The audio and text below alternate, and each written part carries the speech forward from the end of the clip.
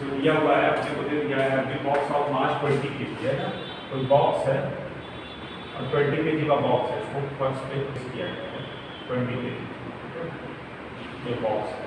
बोला placed on a horizontal surface if coefficient of kinetic friction दिया है ना, इसकी सरफेस और इसके बीच का जो काइनेटिक फ्रिक्शन है, काइनेटिक फ्रिक्शन वो दे रहे हैं 0.25 ये दिया हुआ है।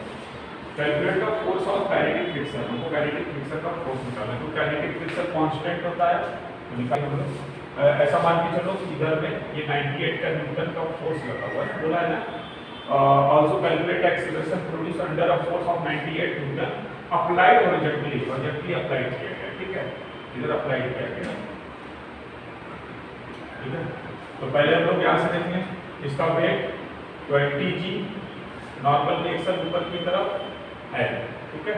हमारा जो काइनेटिक फ्रिक्शन होता है वो कांस्टेंट होता है, काइनेटिक फ्रिक्शन हो जाएगा F के बराबर म्यू के इनटू n, ठीक है, म्यू के इनटू n फॉर्मूला होता है। म्यू के कितना दिया है 0.25 और n की जगह क्या हो जाएगा, यहाँ से n बराबर हो है ना, n बराबर mg 20g, क्योंकि बॉडी ऊपर नीचे मोशन नहीं कर रहा है इसलिए n इसको बैलेंस कर रहा है, n बैलेंस कर रहा है तो n बराबर 20g। n 20g हो गया तो आप मल्टीप्लाई करो 20 इनटू g का वैल्यू ले लो 10, यहाँ से हो गया 25 गुना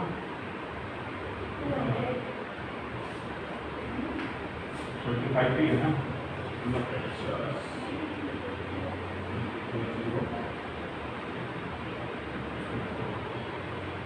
कितना रहा 50 न्यूटन, ठीक है। तो काइनेटिक फ्रिक्शन आ गया 50 न्यूटन। काइनेटिक फ्रिक्शन अगर ये इधर मोशन कर रहा है तो काइनेटिक फ्रिक्शन इस डायरेक्शन में लगेगा, F के आ गया अपना कितना 50 न्यूटन। तो को एक्सीलरेशन निकालना है तो F नेट बराबर होता है F नेट बराबर m इनटू a। बॉडी में कितना फोर्स लग रहा है, बॉडी में दो फोर्स 98 और 50, 98 में से 50 घटा तो नेट निकल जाएगा 98 माइनस 50, है ना। तो जो बड़ा है वो मोशन करेगा और मास है अपना 20 kg, 20 इनटू a, यहाँ से a बराबर हो गया 48 अपॉन 20, इसको काटेंगे तो आ जाएगा 2.4, यह आ गया 2.4 मीटर पर सेकेंड स्क्वायर, 2.4 मीटर पर सेकेंड स्क्वायर। एक्सीलरेशन हो गया 2.4 मीटर पर सेकेंड स्क्वायर और काइनेटिक फ्रिक्शन हो गया आपका 15 मीटर। चलो देखो बोल रहा है slides down and incline of and 30 degree with an acceleration of g/4 block है, इंक्लाइन प्लेन है, इंक्लाइन प्लेन है और ये 30 डिग्री पे इंक्लाइन, ठीक है। यहाँ पे कोई ब्लॉक रखा हुआ है और इसका मास हम ले लेते हैं m, ठीक है। ये पेन का कोई ब्लॉक रखा हुआ है और ये इस पर स्लाइड कर रहा है, ठीक है, डाउन नीचे की तरफ स्लाइड कर रहा है, मतलब नीचे कुछ फोर्स लगा हुआ है क्योंकि ये a एक्सीलरेशन दिया है g/4 के एक्सीलरेशन से स्लाइड कर रहा है। अगर ये नीचे की तरफ स्लाइड कर रहा है तो जो फ्रिक्शन फोर्स लगेगा वो नीचे की तरफ लगेगा, है ना, फ्रिक्शन। और क्योंकि मोशन में है, मोशन में स्लाइड कर रहा है तो कैसा फ्रिक्शन हो गया काइनेटिक फ्रिक्शन, ठीक है, स्टेट ऑफ मोशन रेस्ट करनी। अब देखा जाए तो इसके हम लोग कंपोनेंट करने पड़ेंगे, ठीक है। mg कैसा काम करेगा, डाउनवर्ड काम करता है, आपको पता है mg डाउनवर्ड काम करता है। तो जो परपेंडिकुलर रहता है इसके परपेंडिकुलर वो कंपोनेंट होता है mg cos थीटा, हम लोग कई बार ये कर चुके हैं, और थीटा की जगह जो दिया है 30 डिग्री दिया है, यहाँ पे cos 30 डिग्री। और जो एलॉन्ग वाला कंपोनेंट होता है इसके एलॉन्ग वाला वो होता है mg sin 30, mg sin, तो एक दूसरे के परपेंडिकुलर है। इसका जो ये कंपोनेंट बना है mg का mg cos 30 डिग्री और जो वो कंपोनेंट बना है वो mg sin 30 डिग्री। अब देखो ये वाला फोर्स, ये वाले फोर्स को इसको इसके सरफेस के परपेंडिकुलर है, ये इसको दबाएगा तो इसके कारण आएगा एक नॉर्मल रिएक्शन, ऐसे आएगा नॉर्मल रिएक्शन, ये नॉर्मल रिएक्शन आएगा। और इसको जो स्लिप करा रहा है वो कौन सा फोर्स है, वो ये वाला कंपोनेंट है, इस फोर्स के कारण ये स्लाइड कर रहा है या स्लिप कर रहा है। कौन सा फोर्स का? इस फोर्स के कारण। ठीक है, तो उसे बोल रहा है block slides down and inclined of an angle 30 degree with an acceleration of g/4 find the coefficient of kinetic friction. तो काइनेटिक फ्रिक्शन का जो फॉर्मूला होता है, क्योंकि काइनेटिक फ्रिक्शन क्या होता है? कांस्टेंट होता है। काइनेटिक फ्रिक्शन तो पता है कांस्टेंट होता है, कांस्टेंट होता है ना। और हम लोग मान लेते हैं let coefficient of kinetic friction, coefficient of kinetic friction, kinetic friction मान लेते हैं हम लोग म्यू के। ठीक है, कोएफिशिएंट ऑफ काइनेटिक फ्रिक्शन हो गया म्यू के। नेट क्या करते हैं, इसको ऐसे हटाओ, ये तो अपना फिक्स रहता है ना, प्रोपोर्शनलिटी कांस्टेंट हटाते हैं तो यही लिखते हैं म्यू के। यही होता है कोएफिशिएंट ऑफ काइनेटिक फ्रिक्शन, ऐसा समझो। इसके बाद हम लोग को निकालना है, तो काइनेटिक फ्रिक्शन का फॉर्मूला होता है म्यू के इनटू एन।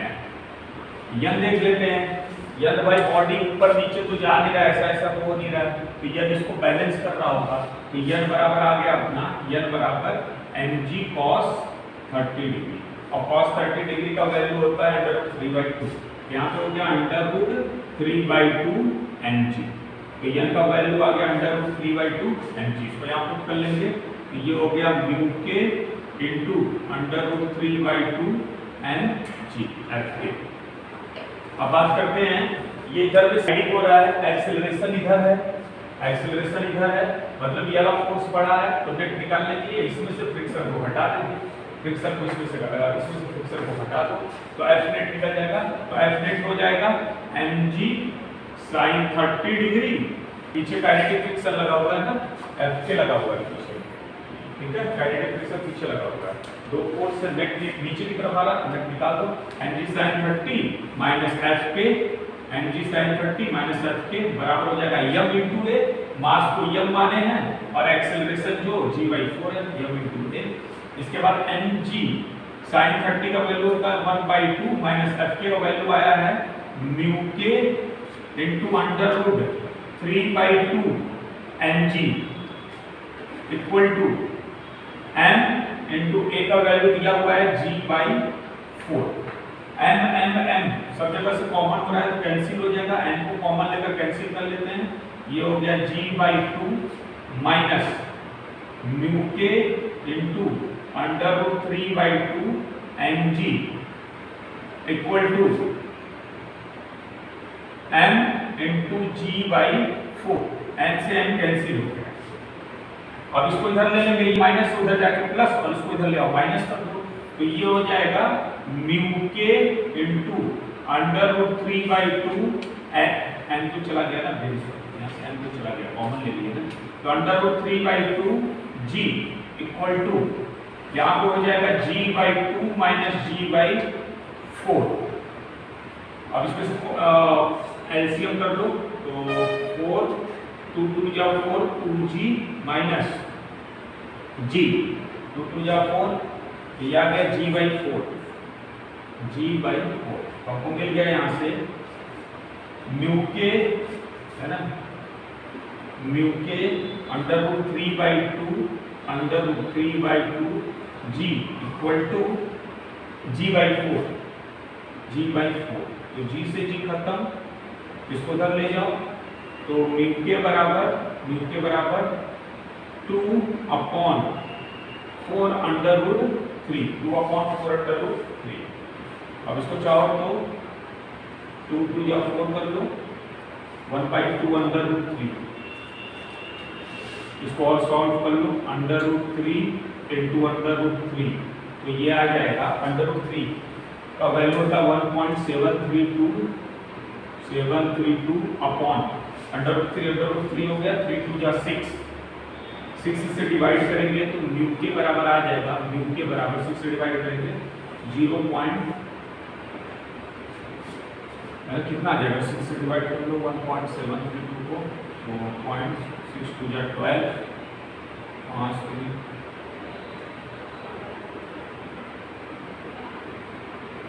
5 और कितना आ जाएगा, फिर वापस इतना है, तो ये आ गया 0.288 और इसका यूनिट कुछ नहीं होता है, यही हो गया x, है ना। तो कोएफिशिएंट ऑफ फ्रिक्शन जो आ गया काइनेटिक फ्रिक्शन 0.2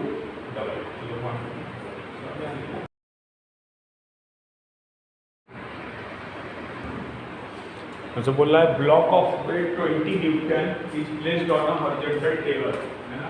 तो ब्लॉक है 20 न्यूटन, ब्लॉक वेट दिया हुआ है 20 न्यूटन, वेट दिया हुआ है 20 न्यूटन, वेट डाउनवर्ड काम कर रहा है 20 newton, is placed on a horizontal table and a tension T is applied on the block. और कोई टेंशन टी अप्लाई करके रखते हैं हम लोग, और ब्लॉक पर कोई टेंशन टी लगा कर रखते हैं। बोल रहा है tension can be increased to 8 newton, tension को हम लोग 8 न्यूटन तक बढ़ा सकते हैं। Before the block begins to slide, block के स्लाइड करने से पहले हम 8 न्यूटन तक फोर्स को बढ़ाते हैं, मतलब वही ब्लॉक 8 न्यूटन पे स्लाइड करना शुरू नहीं किया है ना। बोला है कि tension can be increase, tension को जो हम बढ़ा सकते हैं 8 न्यूटन तक before the block begins to slide, block के स्लाइड करने के पहले तक का 8 न्यूटन तक फोर्स हम बढ़ा सकते हैं। इसके बाद अगर फोर्स बढ़ाएंगे तो ब्लॉक क्या कर जाएगा, मोशन कर जाएगा, ठीक है। तो 8 न्यूटन ये मैक्सिमम फोर्स लगा है, और मैक्सिमम फोर्स अगर इधर 8 न्यूटन लगा हुआ है, मान लो 8 न्यूटन तक लगा हुआ है, और ब्लॉक है ना जस्ट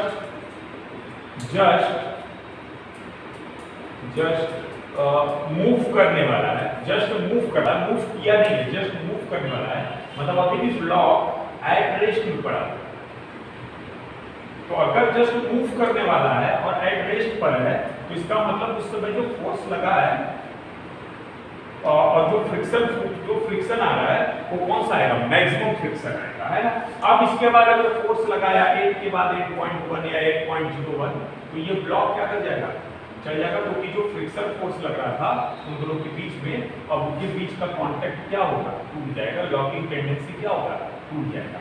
तो अभी इसके पीछे ये जो फोर्स था वो रुका हुआ है और जस्ट मूव करने वाला है, तो इसके पीछे जो फ्रिक्शन आएगा वो आएगा स्टैटिक फ्रिक्शन।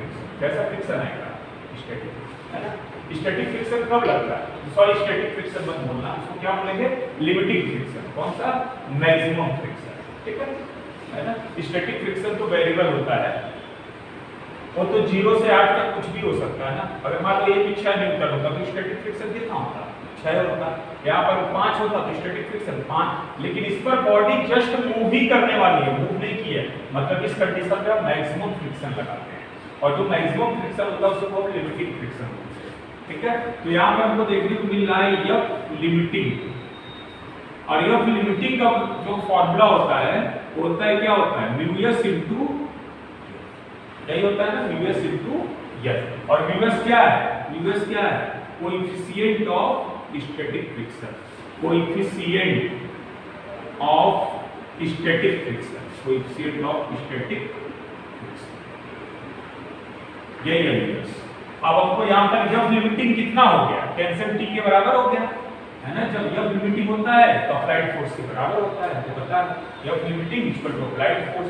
अप्लाइड फोर्स कितने का है, 8 न्यूटन का, 8 न्यूटन का अप्लाइड फोर्स लगा हुआ वहां पर, तो ये हो गया 8।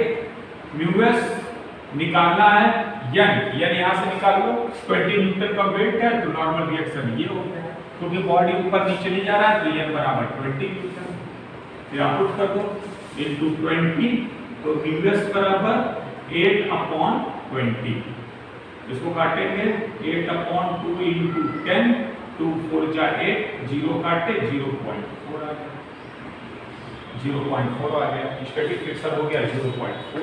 अब बात करते हैं काइनेटिक फ्रिक्शन का, ठीक है। काइनेटिक फ्रिक्शन की बात करते हैं।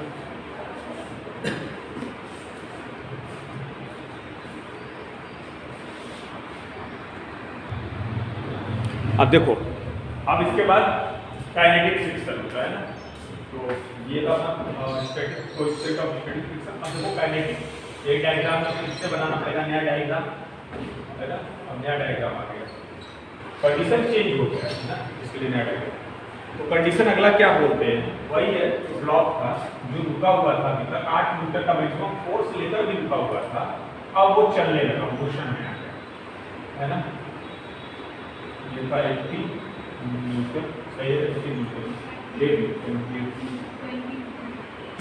सॉरी 20 न्यूटन, हाँ ये 20 न्यूटन, तो वेट है 20 न्यूटन, नॉर्मल रिएक्शन वही रहेगा। हाँ, अब बात करते हैं, उन्होंने बोला है कि a force of 4 Newton keeps the block moving at constant speed, ठीक है। एक फोर्स है जो 4 न्यूटन है, वो बॉडी को कांस्टेंट स्पीड से आगे बढ़ाता है। एक बार मोशन सेट हो जाए, एक बार बॉडी मोशन करने लगे तो एक फोर्स है 4 न्यूटन का, वो बॉडी को कांस्टेंट स्पीड से आगे ले जाता है, ठीक है। अब ये इसका मतलब क्या होगा, 4 Newton by acceleration, constant speed है मतलब एक्सेलरेशन क्या होगा, 0। कांस्टेंट स्पीड है मतलब एक्सेलरेशन क्या होगा, 0। क्यों, एक्सेलरेशन 0 है और साथ में क्या बोल रहा है, कांस्टेंट स्पीड है। स्पीड कैसा है, कांस्टेंट स्पीड है, बॉडी मतलब मोशन में है, मतलब यूनिफॉर्म मोशन कर रहा है बॉडी, एक्सेलरेशन लेकिन 0 है यार, नॉन एक्सेलरेटेड बॉडी है, कांस्टेंट स्पीड है। तो ऐसा क्या करे कि बॉडी पर वो बोल रहे हैं फोर्स भी लगा हुआ है, फोर्स 4 न्यूटन है ना। इसका मतलब क्या है, बॉडी मोशन कर रहा है, ऐसा फोर्स लगाना है कि हमारा एक्सेलरेशन क्या है, 0। एक्सेलरेशन 0 कब आएगा, जब बॉडी पे नेट फोर्स क्या होगा, 0। बॉडी ऊपर नीचे तो नहीं जा रहा, ऊपर वाला नीचे वाले को बैलेंस कर रहा है। अब इधर में भी बॉडी पर हॉरिजॉन्टल में भी फोर्स क्या होना चाहिए, 0 होना चाहिए। तो अगर मैं बोलूं आपसे 4 न्यूटन ये फोर्स लगा हुआ है और एक्सेलरेशन 0 है, तो पक्का फ्रिक्शन किधर लग रहा होगा, पीछे, और कितना लग रहा होगा, फ्रिक्शन बोलो, क्योंकि मोशन कर रहा है तो काइनेटिक फ्रिक्शन, कितना फ्रिक्शन लगाओगे कि एक्सेलरेशन 0 हो। अब देखो, अब फोर्स लगा हुआ है और कांस्टेंट स्पीड से बॉडी आगे जा रहा है, एक्सेलरेशन क्या है, क्लियर है ना। बॉडी मूव कर रहा है, मोशन कर रहा है, मोशन क्यों कर रहा है, मोशन क्यों कर रहा है, क्योंकि वो 8 न्यूटन को क्रॉस कर गया। पहली बात तो ये। दूसरी बात आपके दिमाग में ये आ रहा है कि सर फोर्स कैसे कम हो गया, क्योंकि बॉडी यूनिफॉर्म कांस्टेंट स्पीड से जा रहा है, जो फ्रिक्शन था उस फ्रिक्शन को उसने क्रॉस कर चुका है, कौन सा, स्टैटिक वाला, क्लियर है। एक बार वो मोशन में आ गया तो इधर फोर्स क्या है, डजंट मैटर, हाँ बॉडी मोशन में है और साथ में कांस्टेंट स्पीड मतलब यूनिफॉर्म मोशन है। तो भाई इधर अगर 4 न्यूटन हम बोल रहे हैं तो एक्सेलरेशन तो एक ही कंडीशन में 0 हो सकता है, पीछे फ्रिक्शन कितना है, 4, क्लियर है। अब इजी हो गया, हमको नेट पता है, आप नेट एफ के में से 4 घटाओ या 4 में से एफ के घटाओ, क्या फर्क पड़ता है, एक बात तो कंफर्म है। अच्छा इसको न्यूटन कर लो, coefficient of kinetic friction, coefficient of kinetic friction. अब देखो यहाँ पर एफ के -4 और बराबर mass into acceleration, mass into acceleration क्या है, 0। भाई एफ नेट क्या हो जा रहा है, नेट फोर्स तो बॉडी पे क्या लगना है, 0, चाहे हॉरिजॉन्टल देख लो चाहे वर्टिकल देख लो, अभी तो बॉडी पे नेट फोर्स 0। इसका मतलब ये नहीं बॉडी रेस्ट में है, बॉडी किस पे है, यूनिफॉर्म मोशन में, ठीक है। एक्सेलरेशन नहीं है बॉडी के पास, एक्सेलरेशन 0 का मतलब उसके हॉरिजॉन्टल में भी जो नेट फोर्स लग रहा है वो 0 हो रहा है ना। बॉडी पर नेट फोर्स 0 का मतलब ये नहीं होता है कि स्टेट रेस्ट वाला होगा, मोशन का भी हो सकता है, लेकिन वो स्टेट ऑफ यूनिफॉर्म मोशन, ठीक है, स्टेट ऑफ रेस्ट और एक स्टेट ऑफ यूनिफॉर्म मोशन, दोनों ही कंडीशन में एक्सेलरेशन क्या होता है। अब यहां से हो गया एफ के बराबर बोलो 4, एफ के का फार्मूला कांस्टेंट होता है, एफ के तो नहीं बदलता है ना, तो एफ के का फार्मूला लगाएंगे म्यू के इनटू n बराबर 4, और यहां से ध्यान देना n का ऊपर नीचे बॉडी नहीं जा रहा तो n बराबर 20 न्यूटन। अब यहां पुट कर दो म्यू के इनटू 20 बराबर 4, तो म्यू के बराबर 4/2 इनटू 10, 2 से काटा 2 2 जा 4, यहां आ जाएगा 0.2, तो कोएफिशिएंट ऑफ काइनेटिक फ्रिक्शन जो आ गया वो आ गया आपका 0.2।